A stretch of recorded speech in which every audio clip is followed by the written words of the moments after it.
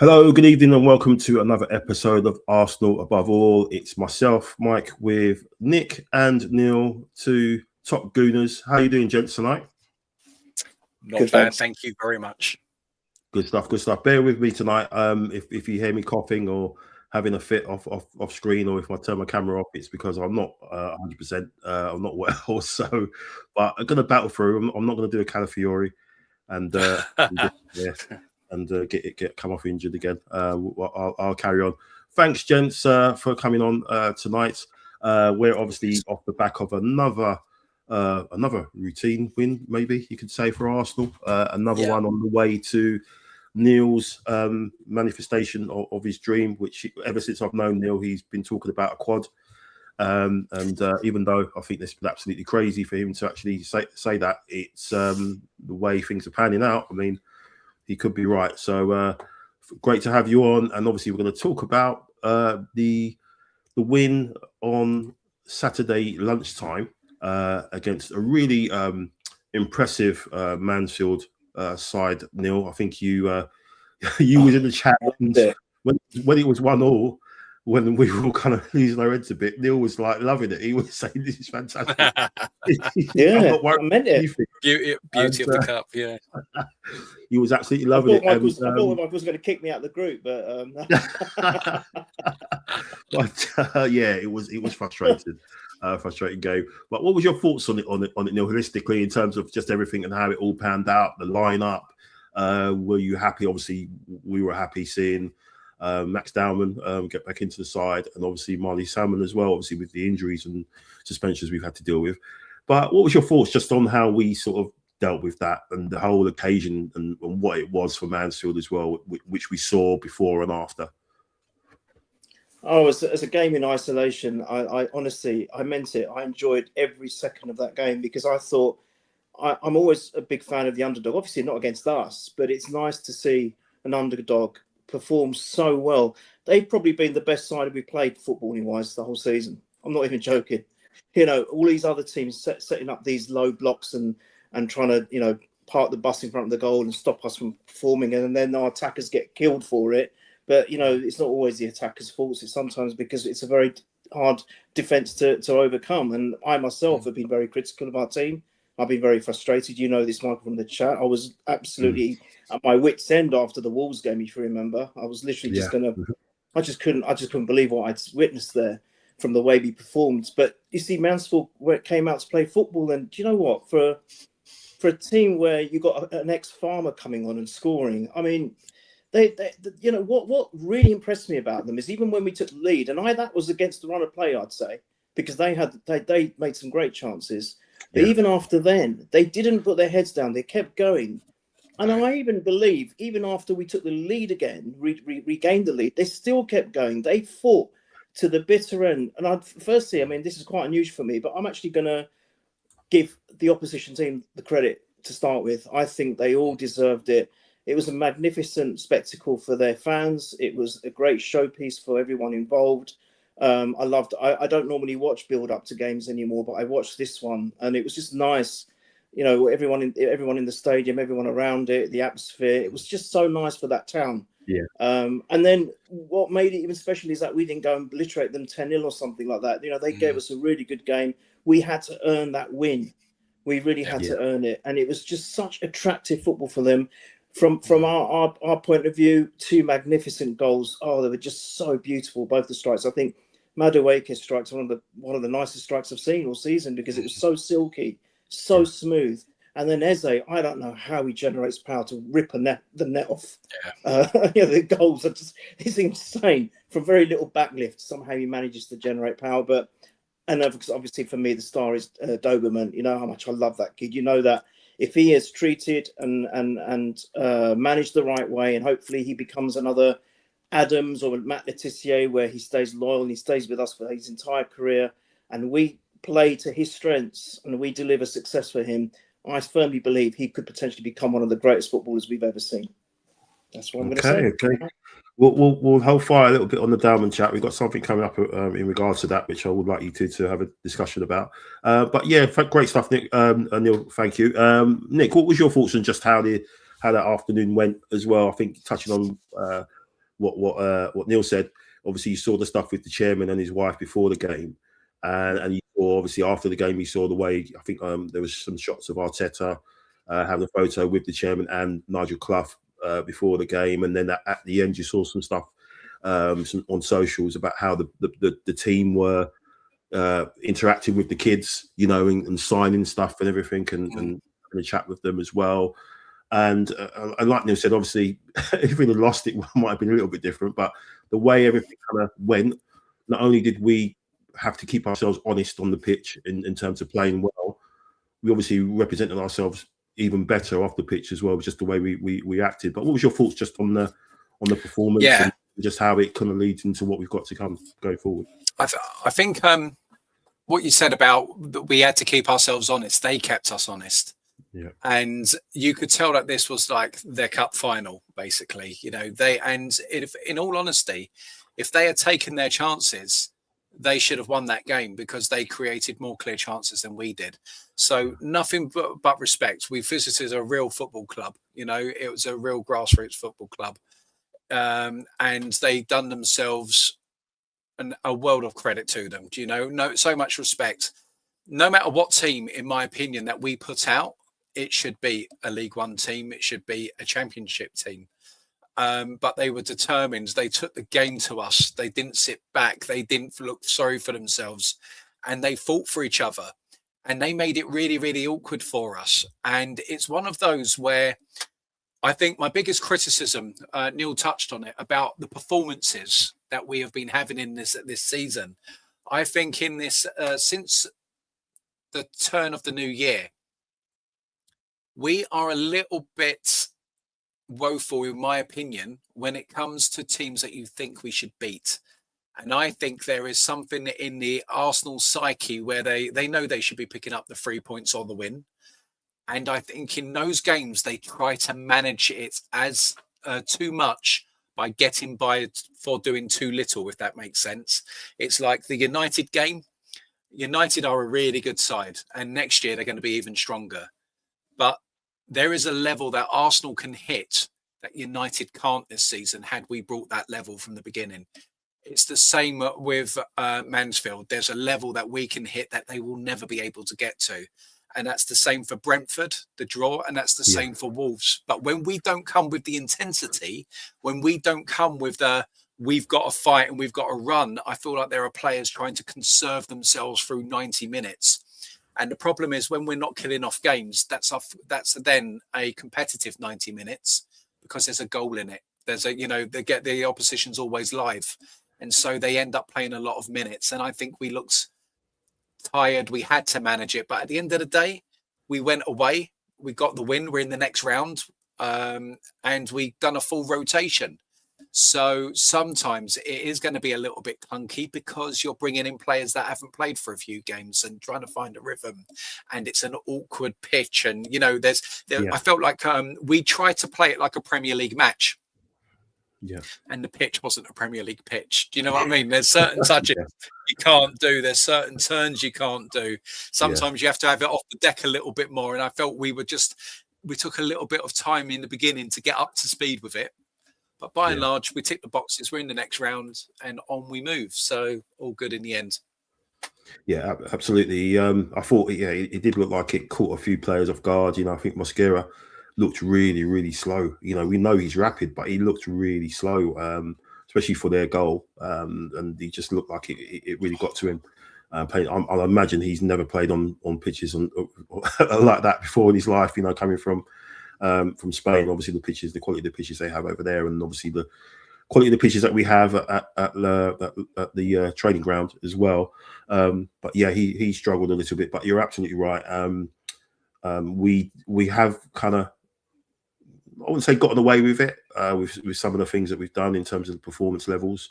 It's like we're trying to get through matches with the minimum amount of expanding too much energy sort of thing. And you've touched on that right at the very start of the season, Nick, in terms of having high risk games, having too many high risk games, and how much that affects the squad, mentality and physically going into as the season goes on. And now we're reaching the end of it.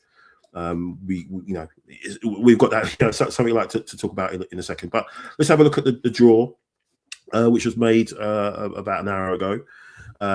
So we play Southampton, who we have a sort of up and down sort of history with them. They seem to raise their game against us. A bit of a bogey side. They're making a good run in the championship into the playoff spots at the moment. Not bad. Obviously of those two teams that you probably wanted there, it was either them or Port Vale. Obviously Chelsea have won the lottery in that regard, so they're probably going to be at Wembley for the semi-final. And obviously Man City against Liverpool.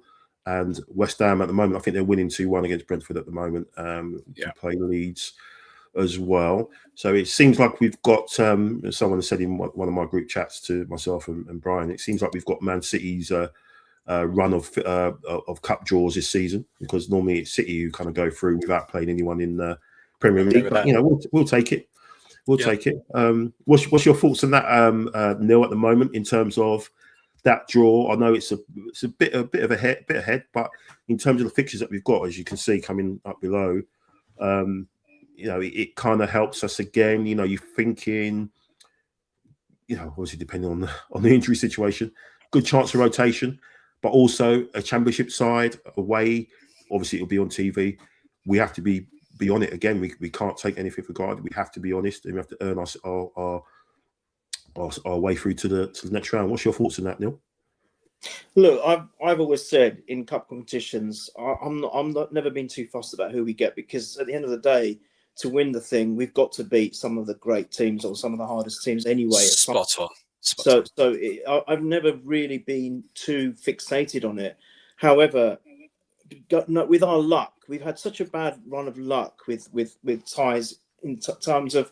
Do you remember when we were in the Champions, qualifying for the Champions League every season, and then we'd end up with Barcelona or Bayern or Dortmund or Bayern Munich or something, and we'd always get flattened by them. And it was a commonality.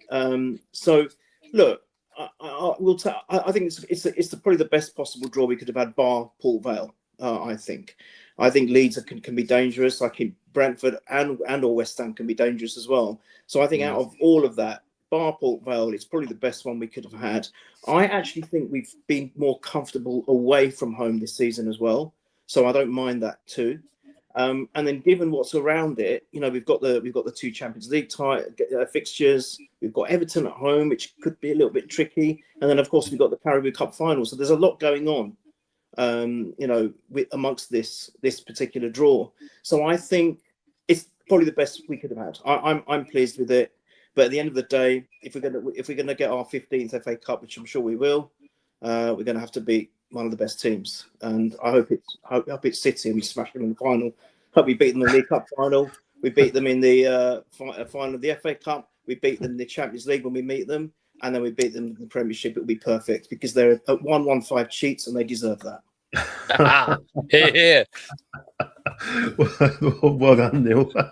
What's your thoughts on it, on the draw, Nick? Yeah, I mean, it's like any knockout football, whether it's international with England or Arsenal, you've got to be the best. You've got to beat the best. I completely agree with that. And so with this cup run, it's from a tactical point of view, it's nice that it's Southampton, that we can allow maybe 2 or 3.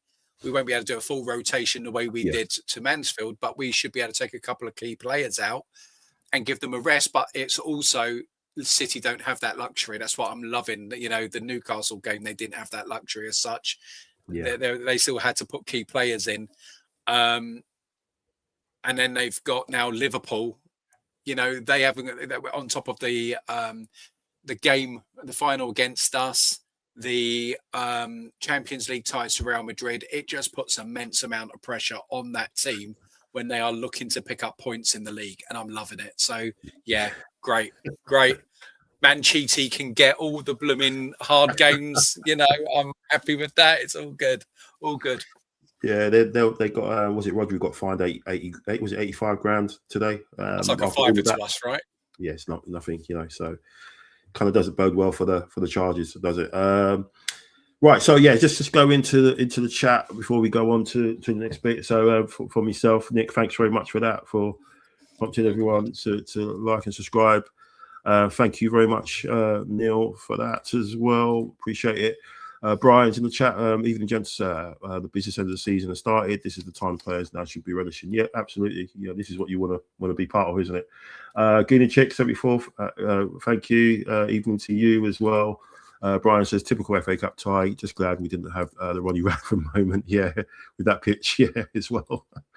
Mac, how you doing, mate? Evening, gents. First gear win. Going to have to go through the gears for the next round. However, 16-year-olds playing men is something that has to be studied. Yeah, we'll be talking about that, gentleman, in a minute.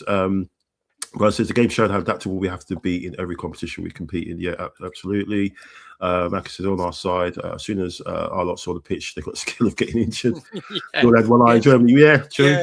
True. Bio, did you in the second half comes to mind with that? Yeah. It's like, what are you doing? Yeah. Yeah, true. Brian, we definitely showed how we are embracing what a pressure our season is by doing the fundamental provision of the pitch as well. Yeah, absolutely. As Declan said, there's no time to think now, other than going out and playing, showing heart and commitment to win every game to the end of the season. Absolutely. James, how you doing, James? Who are those Liverpool fans going to be supporting against City? Yeah, because we know about their bromance or whatever you want to call it. Weird. Those two.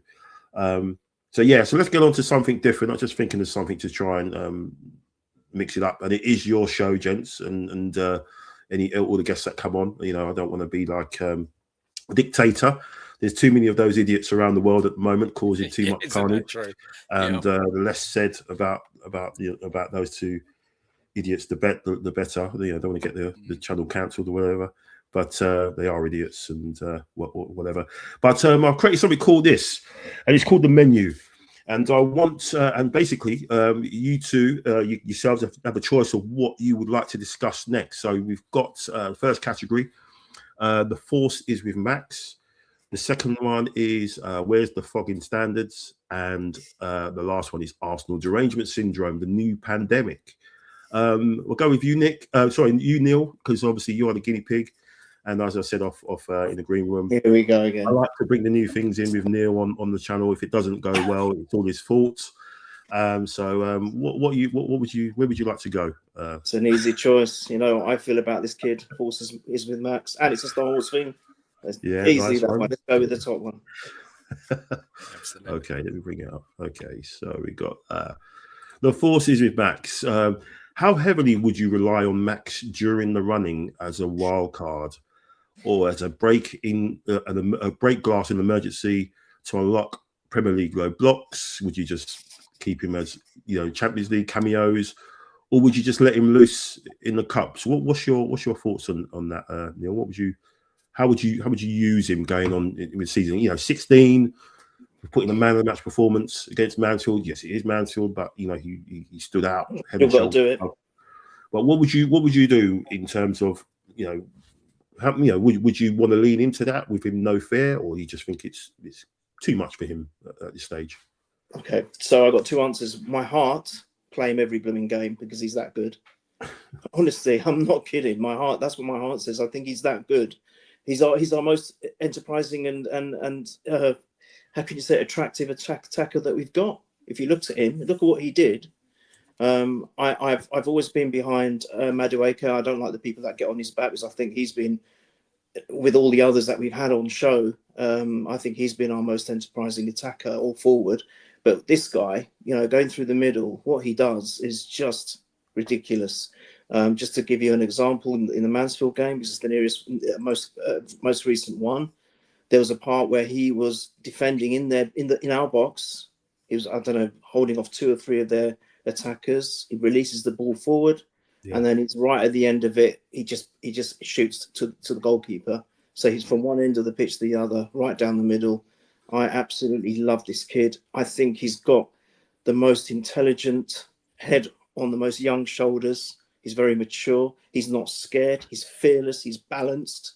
He's quick, and he's strong. He's all of the above there. However, then we've got to look at reality. He is only 16. We can't overuse him. We don't want to burn him out before even his career even starts. We don't want to heavily rely on him because, yeah, I mean, he looks mentally strong and very mature, but you don't know what's going on inside anyone's heads, and you don't want to pile on too much pressure on him. So I think after his performance against Mansfield and other cameos that we've seen him in, I think certainly he needs to be an option. I would guess that he would be more of a substitute or an impact sub coming off the bench. But I don't see any problem of thinking, oh no, we can't use him today because we played him in the last game. I think he's ready for that. I'm just saying that we kind of manage the minutes. What I would like to see, whatever happens this season, I want to see him as a regular next season. I think he should be a starter next season. I truly believe that. He's that good. And at 17, I think he'll be ready, more than ready. So that's my thoughts on Mr. I think I don't know whether I want to call him a Jedi or a Sith Lord, but whatever he is, he's a Padawan. He's a Padawan right now. I think he's already a master, Nick. I really do. Do you? I think he's going to become the Grandmaster, but he is just a magical. He's a once a generational player. He really is. I truly believe this. I will say this in my heart, and I don't care if I'm proved wrong. I think he could go on to become one of the greatest players we've ever seen. I believe it. Truly believe that. Yeah, I absolutely. I'm kind of thinking. I think there was a conversation I picked up online, Nick, about Dowman, about someone coming in at his age. I think we've had obviously Jack Wilshere, we've had Bukayo come in, and obviously he did numbers and when he came in at left back and everything. Yeah. But I think the only one that sort of came in and looked like he was way ahead was Cesc when he came in. And he actually looked like, Jesus, he's not 16. And you can kind of say the same with Dowman. What's your thoughts on that as well? Because I know you was on Brenny, I think it was Brenny's show, and I think, or was it the Football Takeover? And I asked a question about that, and I was saying, well, maybe he could come in, as a bit of relief on the right hand side. You could shift over Saka on the left if you wanted to. You could take him out completely, because I think he's that wild card. I don't think. If you look at, it looks a little bit at what City did yesterday against, not yesterday, the day before, whenever it was, they played against Newcastle. They've got all these sort of technical players that can sort of beat people like one-on-one. Yeah. So that's the worry. That's the kind of thing I'm worrying about. Obviously, when we play them now, because Pep's kind of gone in that direction. And I think if you have someone like that, and you have someone like Max who can beat people for fun, I think he obliterates a low block, and he's either going to do that or he's going to win a penalty, which he's done loads of times in the past, or winning a dangerous free kick. What's your thoughts on it? Would you, does the performance against Mansfield, give you more confidence in that, or do you just? It doesn't. I completely understand where Neil and yourself come from when I look at Max Dowman, because he is a generational talent, or potential generational talent. My worry is we've seen what happened to Jack, right? The way that Jack played ball is that he got people in close and his ankles got absolutely smashed to pieces, wasn't it? That's what happened. Being an Arsenal player, if you look at Bukayo Saka and the thundering that he's blooming, the challenges that have gone in on him over the years, and the wear and tear that's put on that body, where people can clatter him being an Arsenal player. And anytime Bukayo would show any sort of reaction, he would get a yellow card given against him. Yeah. And he would end up with more yellow cards than his opponents, even though his opponents have absolutely smashed him game in, game out. So when it comes to Max, I look at him and I see an immaturity to his game in certain aspects. Okay. This is not bringing the lad down at all, because I do see him as the jewel in Arsenal's crown. There are certain times when he's coming outside of the box, there can be a risk too many, particularly on the pitch that we were playing on. And sometimes the biggest thing with Max, what he does is, particularly in youth football, because he's so much above the level there, he doesn't use other players around him. If he added that killer pass and released the ball at certain times and run on and trust his teammates, and that will come, it will come. he's going to be devastating. That goal that he was so clever in what he did, and it was just a bit unfortunate that he didn't get enough height on his shot because the keeper saved it with his feet. He sent it back from where the keeper was going under pressure. He's got a football brain. Anyone can see it, the way he glides and this, that, and the other. And for me, in my mind, we have to build this kid for the Euros, because that's when he's going to, that for me is when he's going to break out onto the stage, and that's 2 years away. And I can see him getting more minutes next year and becoming even more involved the year after, to the point of there's going to be a clamour to have this kid in the England squad. And that's his sort of timescale now. So we've got to ensure that he gets enough minutes for a football education between now and that 2 year period, and his body's going to go through so many changes from 16 to 18. And I urge on the side of caution, because he is such a young man. He can't even go into the dressing room at half time, and all of that sort of stuff. And there are the ramifications on all of that sort of thing. So he is brilliant, and I'm looking for little cameos here and there, like 10, 15 minutes, either on the right or down the centre, even playing him central cam, running off. But can Arteta afford to, because he's going to have bad games. It's going to happen because he's 16 years old, right? In the heat of a title battle with trophies on the line, how often can you do that? That's what we've got to find out, isn't it? Because if he brings him on and Max gives the ball away or does something, Arteta will get pillared. So it gets really, really difficult. So we've just got to be realistic at this stage. I think it's the odd safe cameo for the rest of the season. If we manage to get a couple of goals up and all the rest of it, send him on to torture the defence and get him in that feel good, maybe get him his first Premier League medal. And then after that, it is then about picking out realistic games where he's going to either be a starter or a finisher on a more consistent basis for next season. Yeah, I agree. I think we kind of first saw him, was it against Leeds, wasn't it, when the game was kind of put to bed. We're talking about, these high-risk games. The more games we put to bed, I think that's where he gets the more minutes, doesn't he? He gets 15, 20 minutes, rather than come on in a sort of high-pressure situation. But then again, he did throw him on at Anfield, didn't he? When we were chasing the goal as well. So that's Arteta, really. What is he? Yeah. What is he thinking? So we'll go back to the menu in a sec, but let's just go back into the chat. So a few guys in there.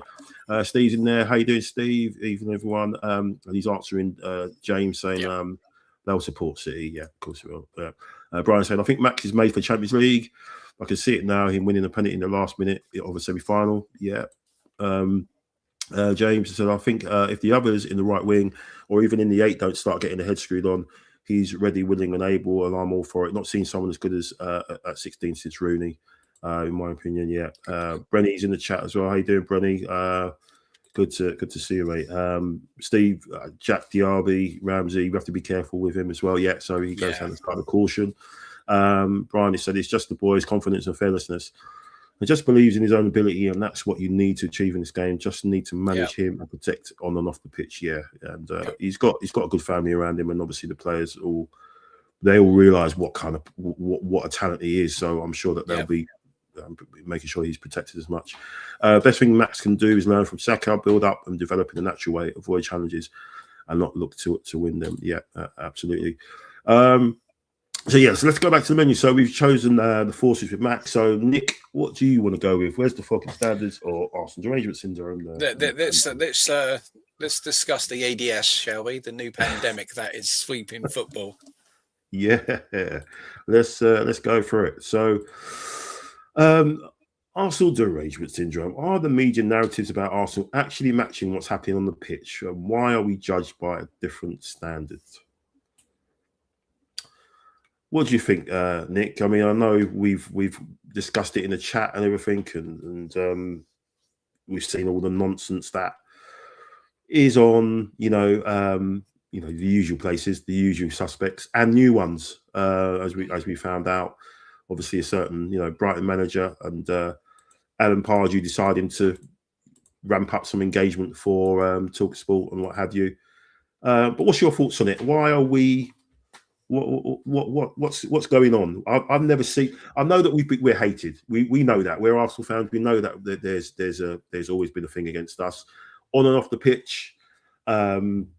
We do sort of good stuff in the community. We get sort of looked down upon it. A little bit like if when Marcus Rashford did things for kids, he got looked down on it. Who do you think you are? We're doing stuff with No More Red. And it goes beyond that, right down. People bring it back to when we got into the league and stuff like that all those years ago with Henry Norris, stuff like that. But the narratives I've seen of the last couple of weeks, I don't think I've seen it like this. I don't know whether it's because it's social media or whether it's because we're good again and we're on the verge of doing something historic. What's your thoughts on it, Nick? Is because it does seem like it's some kind of pandemic. People are just going crazy and are affected with this thing, running around and trying to beat each other to get these sound bites and get these quotes and stuff. And what's your thoughts on it? There is so much of this that you just have to recognise that it is a drive for clicks and traffic to sell adverts.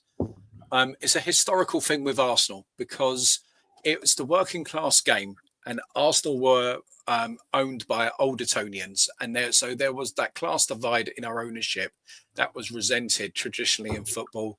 Plus, we were the club from the capital, so there was the north-south divide and all the rest of it, and all of this built ingrained resentments. And to today, it is kind of a case of when it comes to journalism now, there's hardly any facts in journalism. It is spin and opinion. Yeah. And it is kind of what narrative do you want to get out? So today, to everybody watching, I read about on the BBC about time stopping the clock, basically cheating. It's on the site right now, and it mentions Arsenal and it's a key part. And it turns around and it says, we were under fire from the manager of Brighton, and Arsenal are somewhere like 6th on the list. But they mentioned us, but they don't go into the 5 teams that are worse than us in releasing. This is in releasing the ball, not overall time wasting. Overall time wasting, we're one of the best. There we go. We're one of the best in the league. Yeah. And for keepers releasing the ball, we're one of the better teams. But where it comes down to overall, this certain aspect that they were looking at, delaying the kickoff or whatever it may be, they said we ranked 6th worst. But they never gave you a table of Opta facts or figures, and they didn't talk about all the other teams that were just focused on us. They had to attribute that to us. It's like with the whole hysteria about set pieces.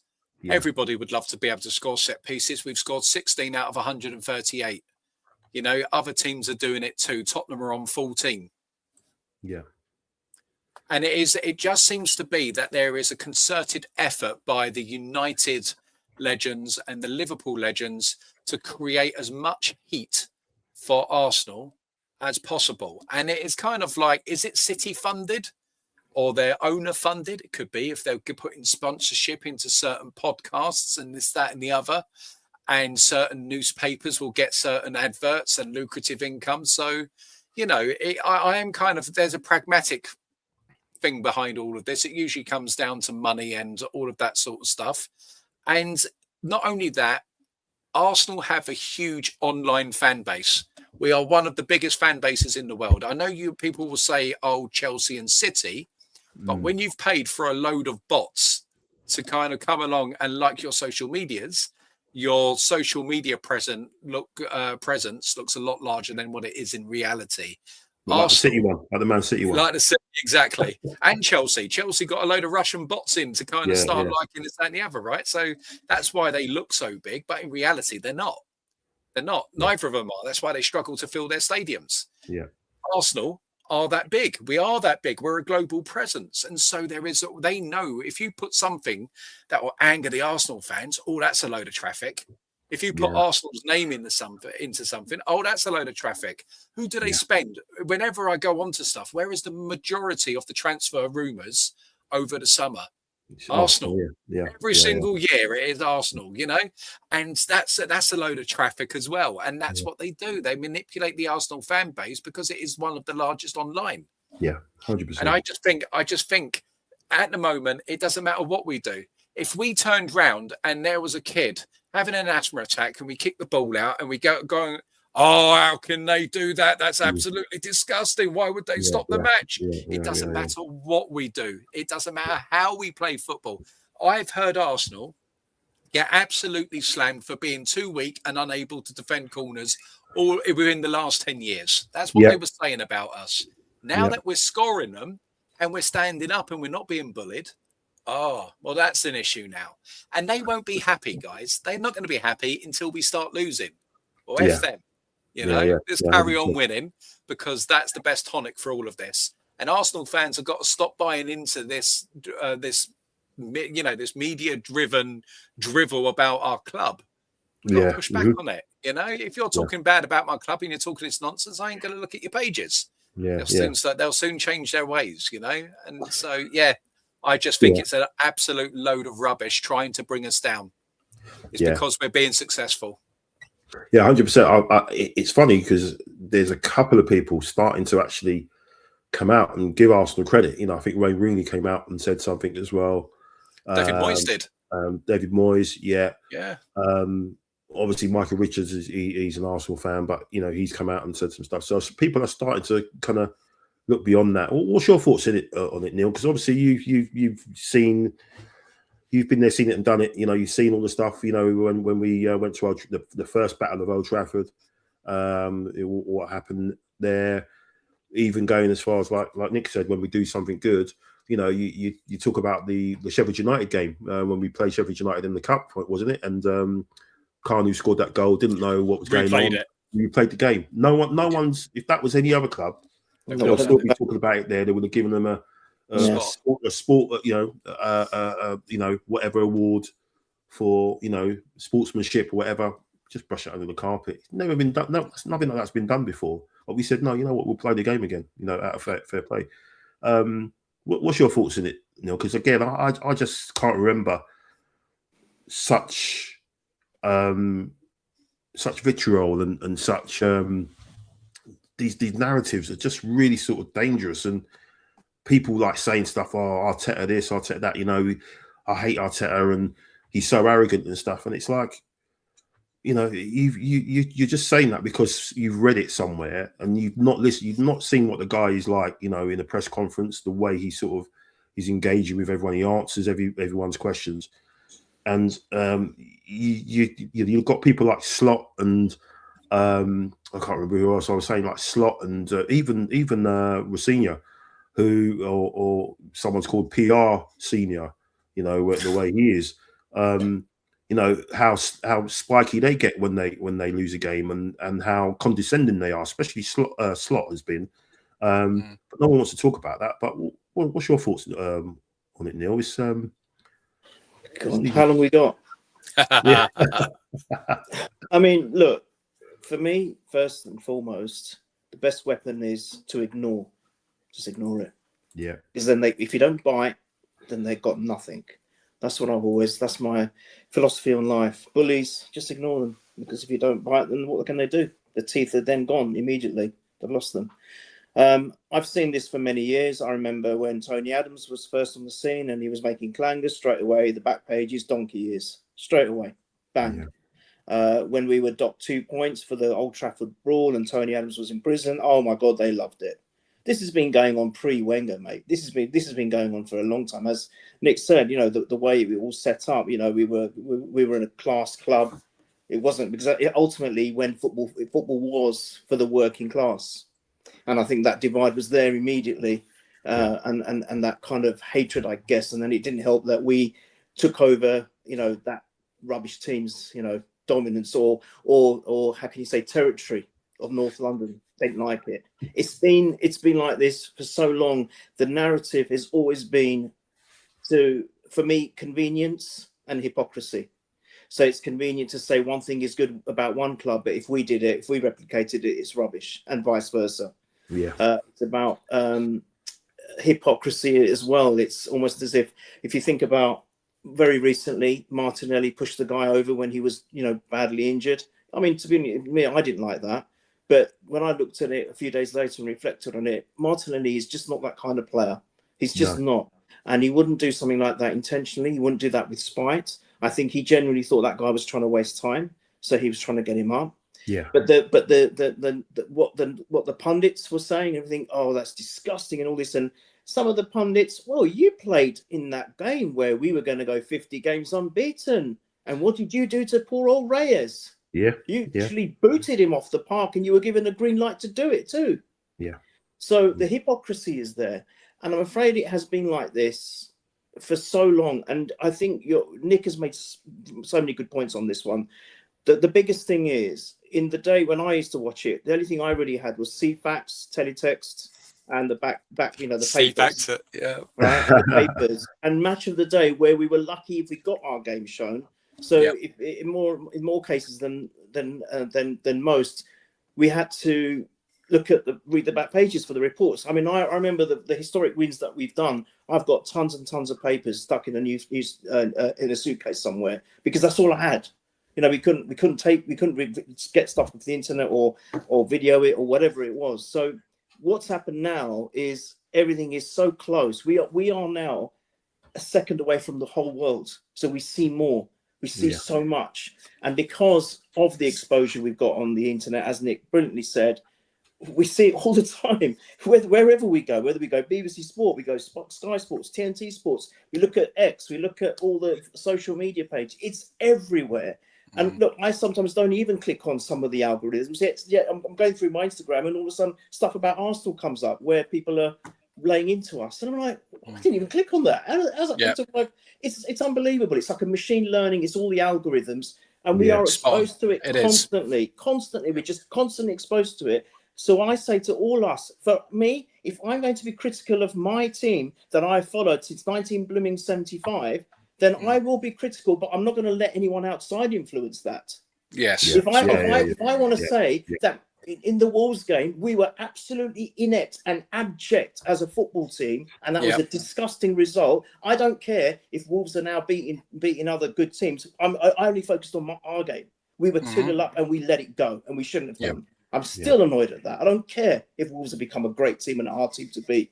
We should have won that game. So that's up to me. But I'm not going to let other people influence me and say, oh, this. Fabian, my friend, go and be invincible. Win 14 FA Cups. Win multiple Premier League titles. Get into Europe as a record breaker. How many years on the road did Wenger do it? Champions League, 20 or something? Yeah.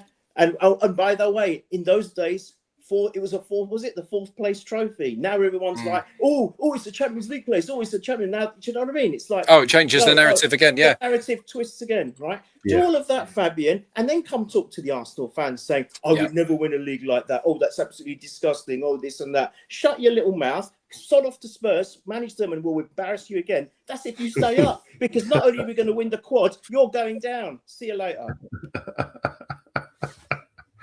Oh, he's let off the clip. Well done. Steve agrees. We played pretty football. They said we were pretty, but don't win things. They said we need to win ugly. Exactly that. Do the other side of the game. I listened, and they don't like it. And the mainstream media just clickbait. They use us for engagement in a way we don't see them do with other teams. We are the team everyone is forced to hate. Yeah, absolutely. Exactly. We're like the villains of the of the league of English football, and people prefer to see a team spend their money however way they've got it, and buy players, and their top striker or their record-breaking striker is having a bit of a bad run. I will just go and throw 60 million at the third best striker in the third highest goal scorer in the league. Oh, Semenyo, we're giving 300 grand a week. He was on 80 grand a week at and Gay. What was Gay? we're we're having a bit of trouble defensively. You know, we've got this academy which we've pumped ridiculous amounts of money in. We've got this defender who we've called back on loan, and we've invested all this time in, and we've given them a couple of games. Oh, that's all right. We'll just throw 300 grand a week at England's best defender. You know, we could have got it for nothing at the end of the season. Oh, we just give them 30, 40 million, whatever it was, and we'll just give them 300 grand a week. And people are fine with that, you know, and they're happy to see a team like that continue to buy up. I don't get it. To win. They don't get enough hate. Yeah. Exactly, Nick. Well said. Exactly that. But then, but on that as well, you know, the other thing that they turn around and say about Arsenal's spending, and as you just pointed out, in the last calendar year, Man City spent 450 million. And guess what? Liverpool last summer spent 450 million. And yet they've had the most abject title defence where they're 16 points behind the leader after spending 450 million, not a dicky bird. Can you imagine if that? Because I know if we win the league, what is going to happen at like once we've done that and we're lowering the trophy, it's going to be a race by these so-called football experts to say this one thing. Let's see them defend it. I know that's what they're going to come out and get. And what sort of heat? What sort of heat is going to come our way if we aren't winning it? Do you know what I mean? 100%. Liverpool can finish 16 points off. Not a word. Oh, that's all right. We get absolutely crucified. Even if in the defence, Nick, if we lose it on goal difference, same points as whoever it is, they would destroy us. They'll still destroy us. But Liverpool, you're right. They can be right down the table. Oh no, it's fine. They're a team in transition now. Oh, they're fine. Oh, they're looking good. And all of a sudden they'll score a couple of set piece goals. And BBC Sport, they're the set piece kings. I saw the same. It's boring. It's negative football. You know, is it really? You know, that idiot. Let's put an asterisk next to them winning. They must go to bed exhausted with all the mental gymnastics. Guys, what was Pardew won? Can you explain? Because I don't know. So it's funny. Again, all these guys coming up with all this, because I'd like to call them keyboard warriors now, because they're all behind doing all their stuff on social media just as much as all the trolls do it. They're no better, in my opinion. No. This is what I was saying. Ignore them. Let's carry on doing what we're doing. We'll win the quad. We'll celebrate. We'll all be at the parade. We're going to be, doing all we need to do, and just let the hate flow and let those eggs hit every single. Sounds like Emperor Palpatine in the media. Yeah, I was about to say. It flew, boy.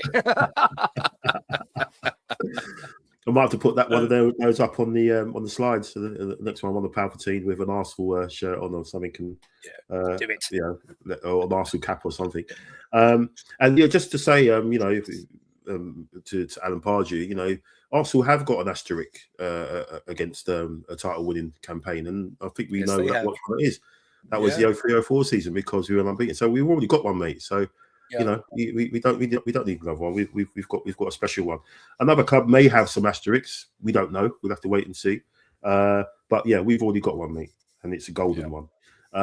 So let's go on the last bit of the menu, which is where's the fogging standards. So let's have this open to both of you. Should we be concerned in any areas of the team as we hit the running? Does the attack need to tag in to help the defence, basically? I think we've kind of touched on this a couple of times over the season, haven't we, Nick, in terms of we're on the verge, hopefully, of winning the league. And the attack of, they've got their numbers, but in no way is that you kind of expect a championship, title chasing attack to produce the numbers. I think Gyökeres has only just gone up to the top 6 in goal scorers in the goal scorers charts. But are you concerned about that? About do you just think now they just have to kick on and help that defence out, because it is going to get a little bit nervy? But when you think they haven't kind of helped them out that much this season so far, how do you think it's going to play out? I've said a few times, I think this season's going to be a bit of an ugly watch for Arsenal fans, and it's not going to be for the faint-hearted. It is. I am concerned in the manner that we're doing it, because when it gets to our last 4 games of the season, I think that's working backwards. Is Palace, We've got West Ham, Fulham, and We've got Burnley. Isn't that right? Burnley, yeah. We've got Palace, then Burnley. Going back as Palace, then Burnley, and then I think it's West Ham, the last three. And then Fulham. Yeah, and then Fulham's the fourth. Now, they are all very winnable, but if you don't get the temperature right and you're fatigued and you need to dig down, they're banana skins. And if we keep playing 90 minutes plus where the team is pushing us because we haven't killed it off, we could struggle for the wrong reasons there. So that's one of the things that I worry about. I feel like, as I've said loads of times, I feel like we over-rotate the defence at the moment. It was the Inter Milan manager. If you go back and look at his interview, he turned around and he said about Arsenal in the first half didn't show us respect, but in the second half they focused, doubled down, and all the rest of it. And even though we didn't see much as supporters, the things that we started to do between the two halves, we tightened up and took the game. We was really disciplined in what we were doing and not what he felt was taking the mickey out of them a little bit. Yeah. And that's what we've got to be careful on. I think the defense is our strength this year because we don't have a talisman that we can hang our hat on and say that player's going to do it. So it's the shared responsibility. But at the moment, we've got players outside of the team that don't, you say, oh, play that player. They come in and they're not getting end figures results. And the players in the team aren't exactly setting fire to the records. So I feel we've got to get the defense back to being that intimidating machine of the first half, where we weren't giving away chances, where we weren't, we were really controlling it. If we get that again, it then takes the pressure off needing to score 1, 2, 3 goals. But I feel like it is now. We've had so many people out injured this season. They're coming back at different times. Yeah. It's now time for these boys to come in and start. And I think it is the attack that concerns me most.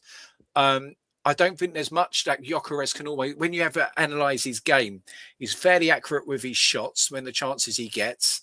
It's service with him. And I just feel like we need to get players closer to him. Think Giroud Ramsey relationship. I feel like that's something Eze and Gyökeres could develop. And I just feel like we've got to surface him better. Maybe putting Saka on the left with a natural foot in swinger to Gyökeres could be a better way to go. I think we need to get Havertz on the pitch and link play up as well. But it's now time for a lot of squad members to stop being 6 out of 10, 7, and push their performances up to 7/8 out of 10s to make sure that we land that silverware. It's now just grasping it and going out and being a champion, not looking for somebody else to do the work for you. Yeah, 100%. Do you think the key in the league, Neil, do you think it's going to be Kai?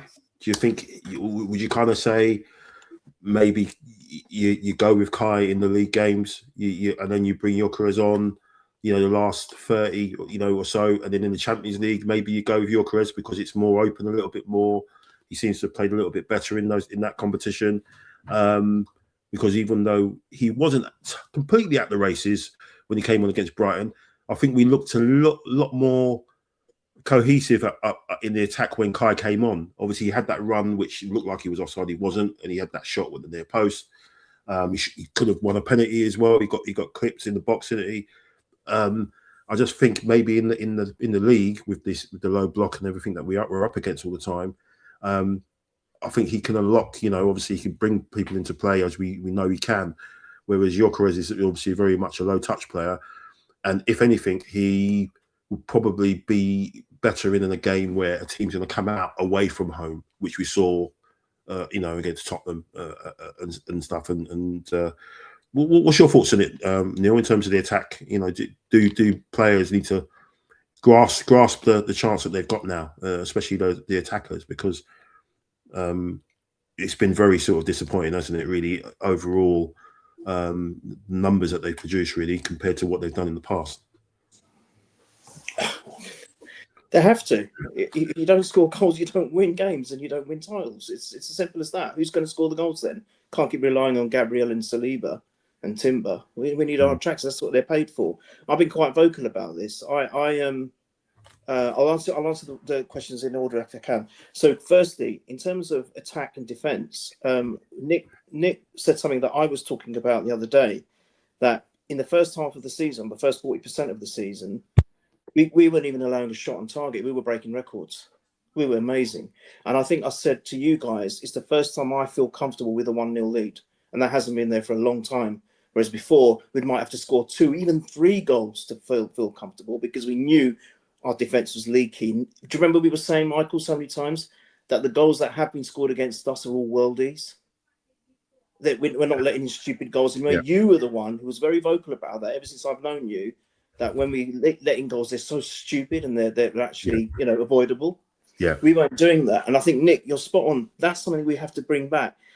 At the same time, attackers still have to focus on their job. I get about, where's Trossard's defensive abilities? Where's Madueke doing that? He's not doing that. He's off the ball. I agree that they have to do that. They have to do all of that. But first and foremost, they've got to focus on the attack and they've got to put the ball in the net. They've got to have shots on target. That's what they're paid to do. We have got, I know there have been lots of changes, as Nick said, but we have got arguably the best defense in the league, if not in Europe, right? We've got that. And it's their job to do that. We've got a world-class goalkeeper. I'd say he's probably arguably the best goalkeeper on the planet at the moment. We've got all of that at the back. So let the attackers focus on doing what they're actually paid to do and what they're supposed to do, or what their talents allow them to do, which is go forward and put the ball in the net. Otherwise, we're not going to win games or we're going to struggle. Now, again, Nick made another point, which I think I might have said when I was with James and Melvin, that we put unnecessary pressure on ourselves. If we are getting that one goal, sitting back and thinking that we're going to be able to play this out, that's putting pressure on so many players when we're in 4 competitions with so many games coming up in abundance, right? It's not just physically draining, it's also mentally and emotionally draining as well, right? Yeah. So if we're focusing on, but I've got to watch this, I've got to watch that, I've got to watch this player because we can't allow them to score. Well, go and score another 3 goals. And if they do get that 1 goal at the end of the match, it doesn't matter. Because at the end of the day, I don't care about clean sheets records anymore. I just want to win the damn thing. And if we win every game 5-4 from now on because we've scored those 5 goals, who cares? I don't. Because in 20 years' time, when I look back, all I'm going to see is Arsenal champions. I'm going to go, but what was the goals? How many goals did we concede? Because that's more important. No, I'm not a bloody football nerd, idiot. I don't care about who won the damn thing. So we're putting unnecessary pressure on ourselves. Going to Kai and Geek, yes, I think that probably would have been what would have happened if Kai hadn't got injured. Kai got injured. He's been out pretty much the whole season. And I think that's where I feel sorry for Guy Carrez because, and I know I would say his name wrong, by the way, please don't hate me for it. It's deliberate.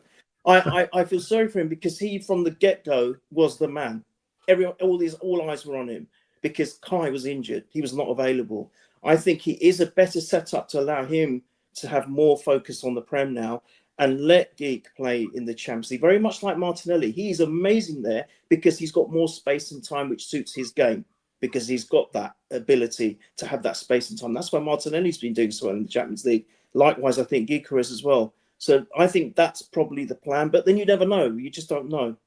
All I know is all the players, every single one of them have to be on it now. By hook or crook, just win those games. If I've got any concerns with the squad, there is one, and that's Rice. Because if he goes down, we are in massive trouble. Yeah. So we've got to, in a way, I'm glad. I don't think, correct me if I'm wrong, guys, but I don't think him or Scooby travelled, did they, for Mansfield? They weren't even on the bench. Nor did Saliba or Gabby, I don't think. Good. See, we need to try and do more of that because some of these key players, we need them till the death. Right, and I'm talking about the very last game of the season, which is of course the Champions League's final, isn't it? So that's when we're going for the quad. The amount of pressure they're going to have on them to get that 4th trophy, we need every single one of our key players in that match. All right, there we go. Nice one. Rice was at the Dave concert on Friday at the O2. Apparently, my wife went there with her mate and. Apparently spotted him there. So he obviously knew he had the match off against Mansfield, so he relaxed as well. But talking on like what you touched on there, Neil, about the games and the mental state and the physical state of games right at the end, and again what you brought up earlier on, Nick. I don't know if you guys remember at the end, right at the very end of the game on Saturday, when Mansfield broke and their striker was going through, and Hincapié just put on the afterburners. And I was thinking, What a player. Jesus Christ! But I'm thinking, Jesus Christ, he's going to pull something because he literally sprinted across like right at the end of the game, and it was offside. So he didn't need to do that. I hate the late flagging. It's just I hate the late flagging. I'm thinking he's gonna pull something here because of he's gone in, he's tried, because it was 2-1, it was up in the air. If it was maybe 4-1 or whatever, then you might think, okay, well, I'll just shadow and mark the space sort of thing. But yeah, that's what I mean. If you get into the game state, put games to bed, then you're not worrying about stuff like that. But just James, he said against the current top 10 in the league, we have 2 goals from centre forwards. Jesus against Villa and Gyökeres against Everton with a penalty. One of Gyökeres, Jesus or Havertz needs to step it up. Massively. Everton's going to be tough. Yeah. Tough game. It is. And Steve saying, when was the last time we had our best exactly play we got through?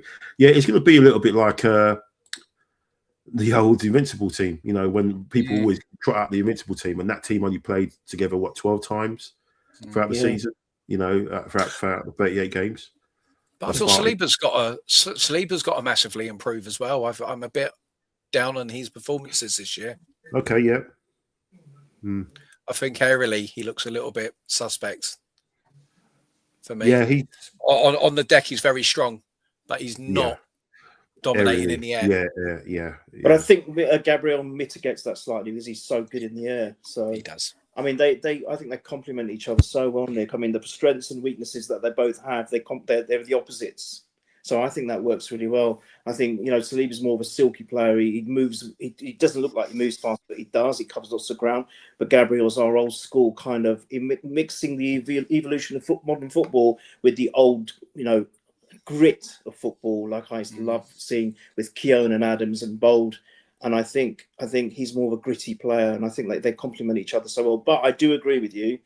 I don't think Saliba has been as good as he might have been in the last couple of seasons, and I think Mosquito as well. But you guys could be right; that could be the pitch. So I'm hoping that was just a pitch thing, because Mosquito's a wonderful player, by the way. He is we're very lucky. But he was not at the races against Mansfield at all, so he's got to step it up. But yeah. Anyway, I just think it's going to be an all-round thing, isn't it? That they know what they do. I do think Saliba's been lucky that he's had Gabriel to his left and Timber to his right at times, if I'm honest, because I think when it is a singular attacker, you will see that that attacker does take himself up against Saliba more than they do Gabby. Yeah, I feel like he gets targeted. It's like when we play City, you watch who Haaland plays next to. Yeah, agreed. He'll be playing off Saliba. He won't be playing off Gabriel. Yeah. It's a good shout, and maybe he's carrying. You just don't know. You might be. That's true. He's been out. He's been out recently, hasn't he? And we just hope that he'll be back for the game on Wednesday. Sorry, James just saying Hincapié is close to taking over as Rice as player of the season for me now. Controversial James take, I know, but yeah, he's been outstanding. Brilliant. Last 5 or 6 games, he's been absolutely outstanding. Before we go, gents, Neil, what's your predictions for the Bayer Leverkusen game? We thinking? I'll just show you what. Just for a bit of fun, I asked what Copilot and ChatGPT thought the result would be, and they both came out with 2-1 to Arsenal. So I think we'll take that, wouldn't we? Going into the second leg at the Carpet. What's your thoughts on the game? You think you'll see a more expansive Arsenal, hopefully, because Bayer they're not gonna. No one wants to play. Let's have it right. No one in Europe. Maybe Bayern Munich, because they've been chatting about it ever since we slapped him 3-1.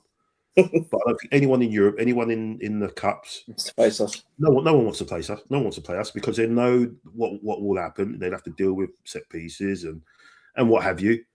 So it's going to be interesting to see how they approach the game, and what they do. But what's your thoughts on it and how you think it will play out?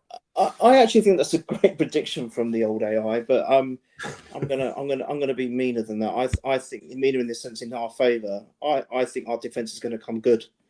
and I'll actually go 2-0. I'll go 2-0. And you know what? Because he's been doing so well in the cup games, I think if he picks or he starts or whatever, Martinelli will score our first goal for us. So I'm going 2-0. I think I said it earlier. I think we've been more comfortable away from home rather than at home. So I think we need to take a slight lead into the home game and then just finish it off at home. So I think 2-0 for me. Oh, you're on mute, I think. Oh, sorry. Yeah, sorry. Nice one, Neil. Thanks for that. What say you, Nick? Yeah, I think I can see us winning by 2 goals. I can, and I've been umming and ahhing. Do we keep a clean sheet against them? They just had a 3-3 draw against Freiburg, I think it was. The weekend, yeah. Mm-hmm. Yeah, I think we can definitely get at their defence 110%. They've got some quality players, we know that. But a lot of those players from the Air Invincible season has moved on as well. We've got Nkapie and Xhaka and stuff like that. Yeah. So they are weaker than that team. I think by 2 goals. I was thinking, do we win 2-0 or do we win 3-1? I can't quite decide, but I think we will get it done. I think it'll be by 2 goals. Nice. Yeah, we'll take that as well. Yeah, I think we should have too much room. And if got our head on and proper head on, I think we should have way too much room. And it gives us the opportunity to maybe, if we put it to bed, you're looking at second leg, maybe 1 or 2 coming out, depending on the obviously, because we know what we've got after the second leg. We've got the cup final, haven't we? So you're kind of looking at how that plays into, can you pull someone out 30 minutes to go, with that to come, because we know he's going to go fully loaded. 100%. And City won't be able to do that. No, they won't. No. Unless they absolutely blow Madrid to hell, which the way that they are at the moment, they're not Madrid as they were. I think City didn't City win. Did City beat them 2-1? Was it, or 2? Was it 3-1 or something recently in the league phase? Yeah. I've got a feeling they might do something similar and put it to bed in the first leg, because they're just kind of in a little bit of a groove. And Madrid aren't as well. Madrid are really poor, but let's hope they're not, and that they have to go through extra time and everything else in the second leg while we go through quite comfortably. But yeah, thanks, gents. Thanks for your time. Been a brilliant chat as always. Thanks for everybody in the chat and everyone who contributed. Really appreciate it. It is your show as well as mine, and we'll be back, obviously. So we've got obviously the Champions League in midweek. We won't be back after that. We'll be back after the Everton game, and then we'll probably have a cup final preview. I haven't done one of those on the show before, so that's going to be pretty exciting. So cup final preview. It's been 2020, isn't it? Last cup final. Yeah. Oh my gosh. Oh blimey. Well, yeah, sorry, I'm a bit ahead of myself. I'm talking about after the second leg of the Leverkusen game. We'll have a rapid one chat after that game, on the night of that game, the second leg, and then we'll have a cup final preview probably the next day or maybe Friday. We'll see. I know there'll be one, possibly. I'm sure there'll be one on the takeover as well, won't they, Nick, as well? Which might be on, and be interested if Jack does one as well for Purely Arsenal. So. Please follow those, Purely Arsenal and Football Takeover as well, where you can catch Neil and Nick respectively. And of course, we'll have a nice preview. James will be on it, and we'll look at some formations and everything. It'll be nice to see what his formations are. He's normally pretty spot on with what he chooses. So I'll be interested to see what James decides. But thank you so much for joining tonight on this Monday evening. Let's hope we can just keep it rolling, one game at a time. I know we've been talking about quad and everything, but one game at a time. One game at a time, we'll go from there. But thanks, gents. Thanks everyone for watching. And as always, keep it Arsenal. Come on, you Reds. Central figure again, and he looks to trick Michael.